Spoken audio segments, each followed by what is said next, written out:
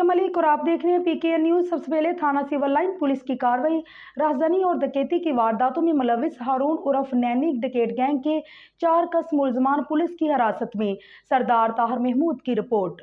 SP civil line Rizwan Tariq की क़यादत में एएसपी सैटेलाइट और रहीला इकबाल की जेर निगरानी एसएचओ थाना civil line sub inspector Imtiaz Shaheen व दीगरान पर मुश्तमिल पुलिस टीम ने आला कारकर्दगी का मुजाहरा करते हुए राहज़नी और डकैती की मुतअद्दिद वारदातों में मुलविस हारून उर्फ नैनी डकैत गैंग के 4 कस मुलजमान को गिरफ्तार करके दौरान तफ्तीश उनके कब्जा से 3,20,000 रुपये नकदी, 4 अदर मोटरसाइकिल मालियती 2,65,000, 1 अदद मोबाइल फोन मालियती 25,000 और मुतअद्दिद वारदातों में इस्तेमाल होने वाला नाजायज असला बरामद कर लिया। गिरफ्तार किए गए मुलजमान में हारून उर्फ नैनी, रैनी गोल्ड, वासिफ और नवीद शामिल हैं।